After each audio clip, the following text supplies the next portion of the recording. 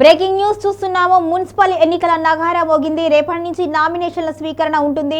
ఇక ఈ నెల 30వ తారీఖు వరకు నామినేషన్ల ఆఖరి తేదీగా చెప్పారు. ఇక అదేవిధంగా మొత్తానికి ఫిబ్రవరి 11వ తేదీన ఎన్నికలు నిర్వహించనున్నారు. 13వ తేదీన కౌంటింగ్ ఉంటున్నట్లుగా ఎస్జీసీ రాణి కుముదిని వెల్లడించారు.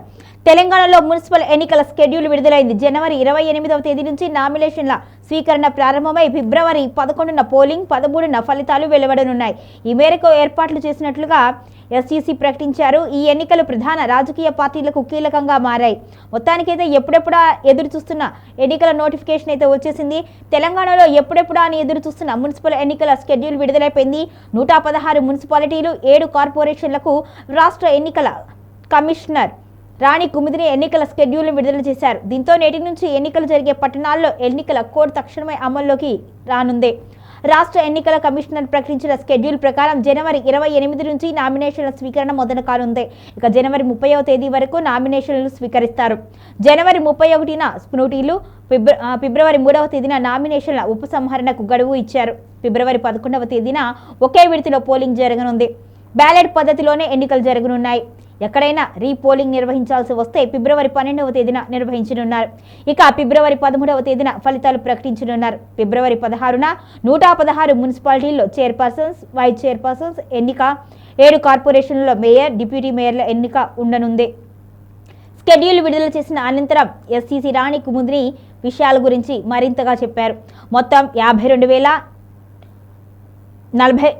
52,43,000 మంది ఓటర్లు తమ ఓటు హక్కును వినియోగించనున్నట్లుగా చెప్పారు. 2,996 వార్డులకు ఎన్నికలు జరగనున్నాయి. ఈ ఎన్నికలు పారదర్శకంగా, శాంతియుత వాతావరణంలో జరిగేలా అన్ని ఏర్పాట్లు చేసినట్లుగా వెల్లడించారు.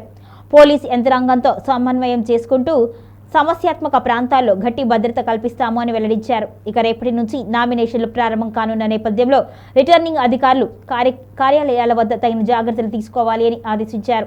ప్రధాన రాజకీయ పార్టీలైన కాంగ్రెస్, బీఆర్ఎస్, బీజేపీలకు ఈ ఎన్నికలు అత్యంత కీలకంగా మారాయి. పట్టణ ఓటర్ల తీర్పు ఎలా ఉండబోతుంది అనేది ఇప్పుడు ఆసక్తికరంగా మారింది. మొత్తానికైతే ఏ పార్టీకి ఆ పార్టీ బాహాబాహి అంటూ కూడా ఉన్నాయి. ఇప్పటికే పట్టణ పరంగా అయితే బీఆర్ఎస్కు మంచి పట్టు ఉంది. ఎట్టి పరిస్థితుల్లో పట్టణాల్లో పాగా వేయాలి అని కాంగ్రెస్ కూడా భావిస్తుంది.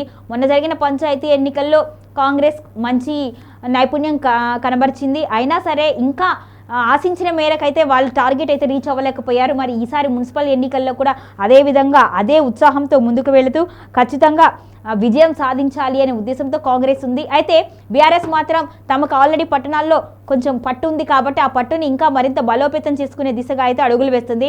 ఇక బీజేపీ అయితే ఇంతవరకు ఎక్కడా కూడా తన ఉనికిని చాటలేకపోయింది. ఇక పంచాయతీ ఎన్నికల్లో ఘోర పరాజయాన్ని మూట కట్టుకుంది. మరి మున్సిపల్ ఎన్నికల్లోనైనా ముందుకు వెళ్ళాలి అనే ఉద్దేశంతో పావులు కదుపుతుంది. మొత్తానికైతే ఈ 3 రాజకీయ పార్టీలు మేమంటే మేము అంటూ మున్సిపల్ ఎన్నికల్లో పోటీకి సిద్ధమయ్యాయి.